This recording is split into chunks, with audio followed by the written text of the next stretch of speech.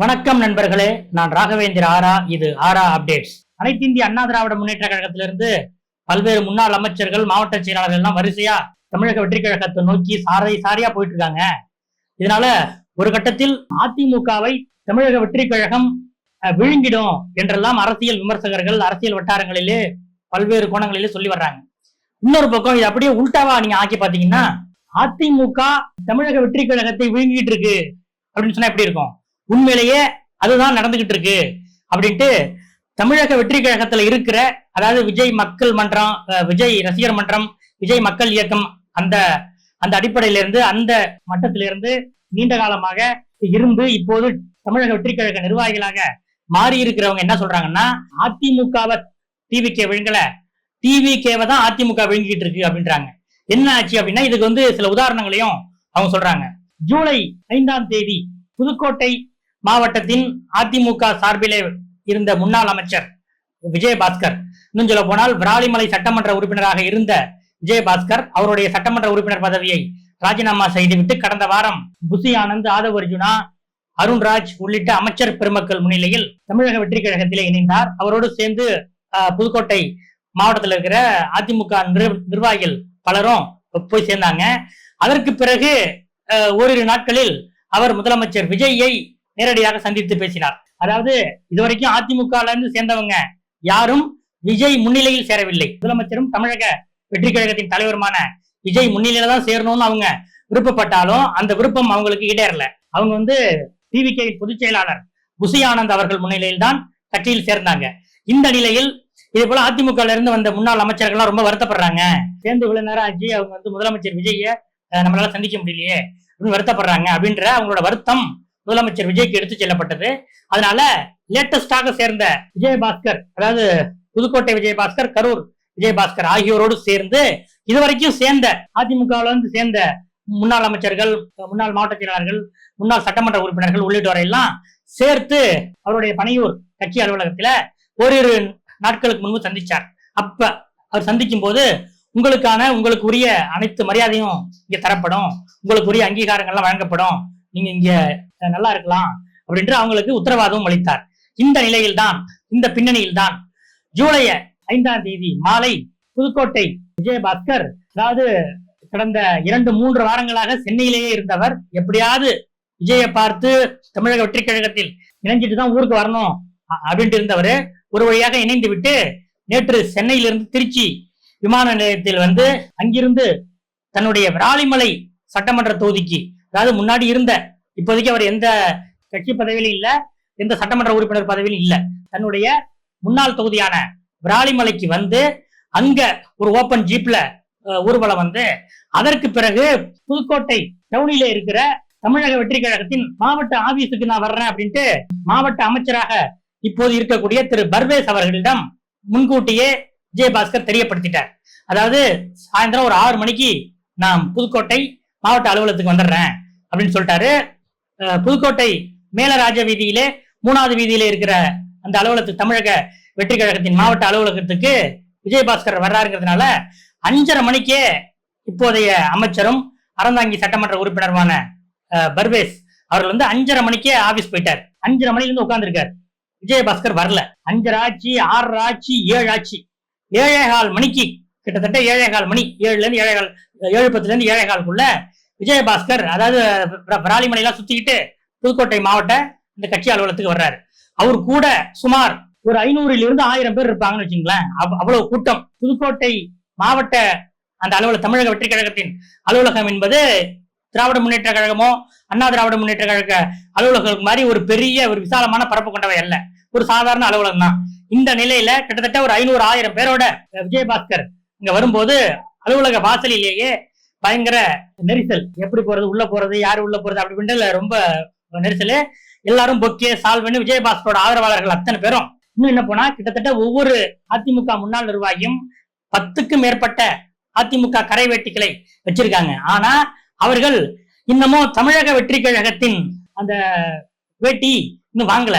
அதனால விஜயபாஸ்கர் உள்ளிட்ட அனைவருமே, அதிமுகவிலிருந்து வந்த அனைவருமே பேண்ட் சட்டை தான் அணிந்து வந்தாங்க.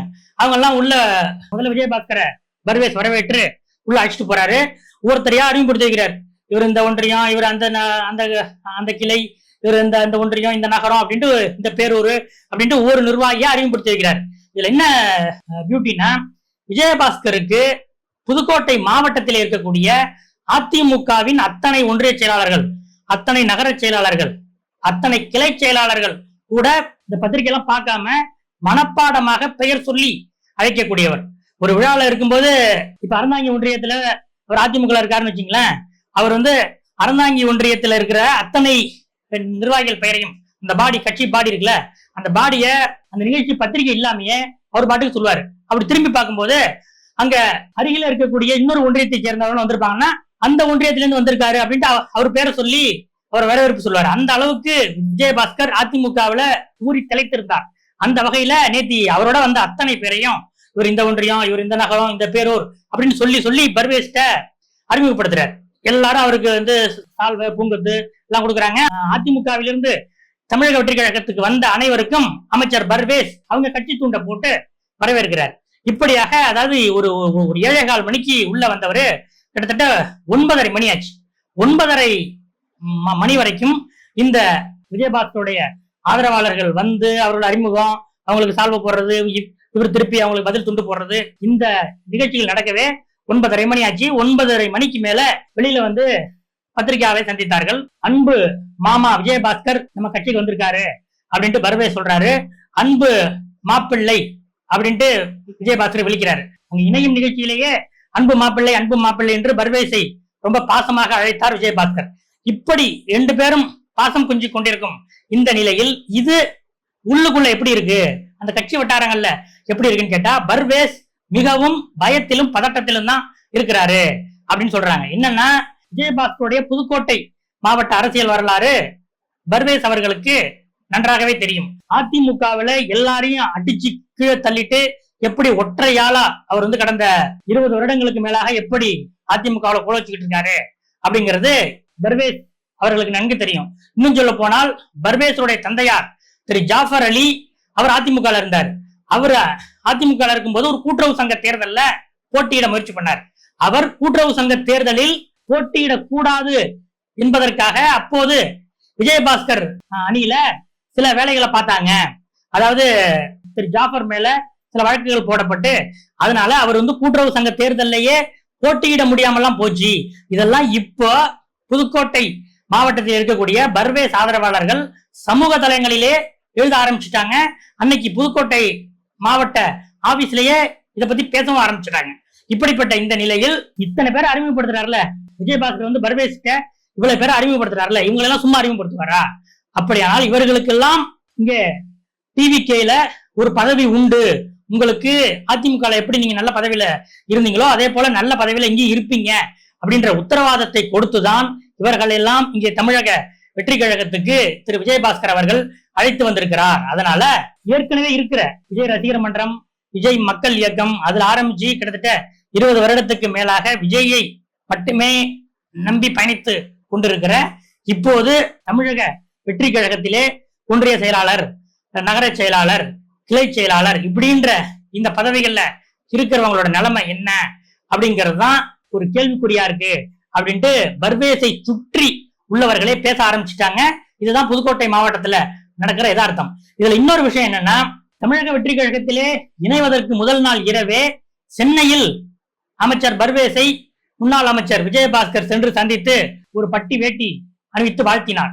அப்ப முதல் நாள் இரவு திரு பர்வேஸ் அவர்களை சந்திக்கும் போதே விஜயபாஸ்கர் அவர்கள் ஒரு நீண்ட பட்டியலை கொடுத்திருக்கிறாரு அப்படின்னு சொன்னாங்க. என்னன்னா, இவங்களுக்கெல்லாம் புதுக்கோட்டை தமிழக வெற்றி கழகத்துல ஒன்றிய செயலாளர், நகர செயலாளர், பேரூர் செயலாளர் இந்த பதவிகள்லாம் கொடுத்தா நல்லா இருக்கும் அப்படின்ட்டு விஜயபாஸ்கர் ஒரு நீண்ட பட்டியலை கட்சியில் சேர்வதற்கு முதல் நாளே, அதிகாரப்பூர்வமாக சேர்வதற்கு முதல் நாளே அமைச்சர் பர்வேஸிடம் அந்த பட்டியலை அவர் கொடுத்துட்டாரு அப்படின்ட்டும் நேற்றைய இந்த இணைப்பு நிகழ்ச்சி நடக்கும்போது வெளியே இருக்கிற பர்வேஸ் சுற்றி இருக்கிற நிர்வாகிகள் எல்லாம் ரொம்ப ஆழமா பேசிக்கிட்டாங்க.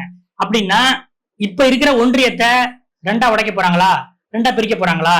ஏற்கனவே தமிழக வெற்றி கழகத்திலே இருப்பவர்கள், பதவியில் இருப்பவர்கள், அவர்களுடைய அந்த பதவி முழுமையாக அவர்களுக்கு இருக்குமா? அதிமுக வந்தவங்களுக்கு, குறிப்பா விஜயபாஸ்கரோட வந்தவங்களுக்கு முன்னுரிமை கொடுப்பாங்களா? கட்சி பதவிகளில் மட்டுமல்ல, அடுத்து உள்ளாட்சி எலெக்ஷன் வருது, பல வாரியங்கள் இருக்கு, கூட்டுறவு சங்க தேர்தல் வரப்போகுது. இப்படி அடுத்தடுத்து வரப்போகிற அத்தனை தேர்தல்கள், அரசு பதவிகள் இவற்றெல்லாம் வெளியிலிருந்து அதிமுகவிலே ஜாம்பவான்களாக இருந்து அவர்களுடைய ஆதரவாளர்களாக இருந்து வர்றாங்களே அவங்களுக்கு தான் முன்னுரிமையா என்ற ஒரு கேள்வி தமிழக வெற்றி கழகத்தில் மிகவும் பதட்டத்தோடு விவாதிக்கப்பட ஆரம்பிச்சிருச்சு. புதுக்கோட்டையில மட்டும் இல்லைங்க, வட மாவட்டமான கடலூர் மாவட்டத்திலும் இப்ப இதான் நிலைமை. அங்க முன்னாள் அமைச்சர் MC சம்பத் அவர் ஒரு பெரிய பட்டாளத்தோடு தமிழக வெற்றி கழகத்துக்கு வந்திருக்கிறாரு. அவரும் என்னோட ஆதரவாளர்களுக்கு என்னென்ன பதவி வேண்டும் அப்படின்ற கோரிக்கையெல்லாம் நேரடியாக திரு புசி ஆனந்த் அவர்களிடமே வச்சிருக்காரு. இதுல இன்னொரு குறிப்பிடத்தகுந்த விஷயம் என்னன்னு கேட்டீங்கன்னா, இப்ப இருக்கிற தமிழக வெற்றி கழகத்திலே இப்போது இருக்கிற நிர்வாகிகள் அவங்க நிகழ்ச்சி நடத்தும் போது அவங்க சில அந்த நிகழ்ச்சிகளுக்கு சோரோட்டிகள் அடிக்கும் போது அதிமுகவிலிருந்து வந்து சேர்ந்தவர்களுடைய போட்டோக்கள் அதுல இடம்பெறவில்லை என்பதும் பல்வேறு மாவட்டங்களிலே இயல்பாக நடக்கிற ஒன்றாக இருக்கிறது.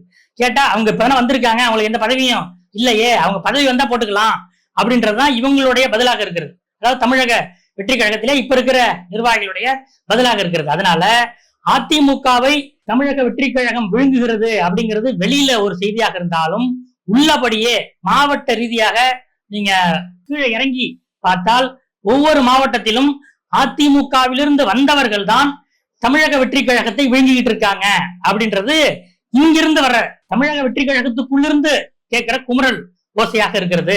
இதுதான் இந்த பக்கம் நடக்கிறது. இன்னொரு பக்கம் காங்கிரஸ் கட்சியின் மாநில தலைவர் மாணிக் தாக்கூர் அடுத்தடுத்து முக்கியமான கூட்டங்களை நடத்திட்டு வர்றாரு. சில தினங்களுக்கு முன்பு மாவட்ட தலைவர்கள் கூட்டத்தை நடத்தினாரு. அதுக்கப்புறம் மாநில செயற்குழு கூட்டத்தை நடத்தியிருக்கிறார். மாவட்ட தலைவர்கள் கூட்டத்துல இதுவரைக்கும் இல்லாத ஒரு புதிய நடைமுறையை மாணிக் தாக்கூர் பின்பற்றி இருக்கார். அதாவது 77 அமைப்பு மாவட்டங்கள் காங்கிரஸ் கட்சியில இருக்கு. அந்த 77ல ஒருத்தர் தான் வரல, 76 பேர் வந்தாங்க. 76 மாவட்ட தலைவர்களையும் இந்த கூட்டத்துல மாணிக் தாக்கூர் பேச வச்சாரு. நீங்க பேசுங்க, நாங்கெல்லாம் எப்போதும் பல மேடையில பேசுறோம்.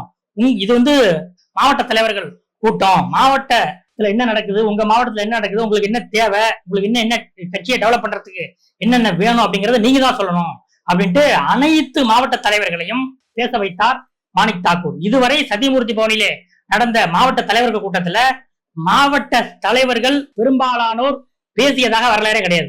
மாநில தலைவருக்கு வேண்டப்பட்டவங்க சிலர் இருப்பாங்க. அவங்க மாநில தலைவர் என்ன சொல்லணும்னு நினைக்கிறாரோ அது மாதிரி சில விஷயங்களை சொல்லுவாங்க. இப்படித்தான் சிலர் எதிராக பேசினால் கூட உடனே கூட்டம் வேறு வேறு காரணங்களை சொல்லி முடிக்கப்படும். இப்படி இருக்கிற இந்த பின்னணியில முதன்முறையாக மாவட்ட தலைவர்கள் தங்களுடைய உள்ள கிடக்கையை கொட்டுகிற ஒரு கூட்டமாக மாணிக் தாக்கூர் நடத்திய முதல் மாவட்ட தலைவர்கள் கூட்டம் அமைஞ்சிருந்தது. அதுல எல்லாரும் சொல்றாங்க, நம்ம ஆட்சியில் பங்குன்னா அமைச்சர்கள் வாங்கிட்டோம், அதோட மட்டும் கிடையாது, அரசு வழக்கறிஞர்கள் வருகிற உள்ளாட்சி தேர்தலில் நமக்கு குறிப்பிட்ட சதவீதம் வேண்டும், கூட்டுறவு சங்க தேர்தல் மற்ற வாரியங்கள் இப்படி எல்லாத்துலயும் காங்கிரஸ் கட்சிக்கு நமக்கு ஒரு முக்கியமான பங்கு வேணும், அதை நீங்கள் மாநில தலைவர் தான் ஆளுங்கட்சி தலைமையிட்ட வற்புறுத்தணும் அப்படின்னு மாவட்ட தலைவர்கள் சொல்றாங்க. அதுக்கு மாணிக் தாக்கூர் என்ன பதில் சொல்றாருன்னா, சமீபத்திலே நடந்த கூட்டணி கட்சி தலைவர்கள் கூட்டத்துல நான் பேசும்போது ஸ்டியரிங் கமிட்டி அமைக்கணும், கூட்டணிக்கு ஒரு ஒருங்கிணைப்பு குழு அமைக்கணும் அப்படின்ட்டு நான் முதலமைச்சர்கிட்ட வலியுறுத்தி இருந்தேன். அது மாநில அளவில் மட்டுமல்ல, ஒவ்வொரு மாவட்ட அளவிலும் தமிழக வெற்றி கழகம் தலைமையிலான இந்த கூட்டணியோட ஒருங்கிணைப்பு குழு ஸ்டியரிங் கமிட்டி ஒண்ணு வேணும். அப்படி இருந்தாதான் மாவட்ட அளவிலே இந்த நம்ம கட்சிகளுக்கு இடையிலே இருக்கிற சின்ன சின்ன விஷயங்கள் கூட மாவட்ட அளவிலேயே பேசி தீர்க்க முடியும். அதற்கு உங்களுடைய பொறுப்பு அமைச்சர்கள் இருக்காங்க இல்லையா, அவங்கள அந்த ஒருங்கிணைப்பு குழு கூட்டத்தோட தலைவரா நீங்க நியமிக்கலாம். அப்படி மாநில அளவில் ஒரு ஒருங்கிணைப்பு குழு, மாவட்ட அளவில் பல ஒருங்கிணைப்பு குழுக்கள் இப்படி இருந்தா இந்த கூட்டணி சுமூகமா இருக்கும். ஏன் இதை சொல்றோம்னா, நாங்க கடந்த காலத்தில் திமுக கூட்டணியில் இருந்ததனால் அந்த பாடத்தால இதை சொல்றோம். திமுக கூட்டணியில் இருந்த போது மாநில அளவிலும் சரி மாவட்ட அளவிலும் சரி கூட்டணி தலைமைக்கும் கூட்டணி கட்சிகளுக்கும் எந்த ஒரு ஒருங்கிணைப்பும் இல்லை, எந்த ஒரு தொடர்பும் இல்லை. அதனாலதான் இந்த கூட்டணி வீணா போச்சு. அப்படி ஒரு நிலைமை நம்ம கூட்டணிக்கு வந்துடக்கூடாது அப்படிங்கிறதுனால மாநில அளவிலே ஒருங்கிணைப்பு குழு, மாவட்ட அளவிலும் ஒருங்கிணைப்பு குழு அப்படின்றத நான் வலியுறுத்தி இருக்கேன். முதலமைச்சர் மாணிக் பிரதர் நான் கண்டிப்பா செய்யறேன் அப்படின்ட்டு உறுதி கொடுத்திருக்காரு என்ற விஷயத்தையும் மாணிக் தாக்கூர் இந்த கூட்டத்திலே மாவட்ட தலைவர்கள் கூட்டத்திலே சொல்லியிருக்கிறாரு. அதனால முதலமைச்சர் விஜய் தலைமையிலான தமிழக வெற்றி கழகத்தின் அந்த கூட்டணியில் மாநில அளவிலான ஒருங்கிணைப்பு குழு, மட்டுமல்ல மாவட்ட அளவிலும் ஒருங்கிணைப்பு குழுக்கள் நியமிக்கப்பட இருக்கின்றன என்பதுதான் முக்கியமான விஷயம். அடுத்தடுத்த அரசியல் அப்டேட்டுகளோடு உங்களை இன்னொரு வீடியோவில் சந்திக்கிறேன். நன்றி.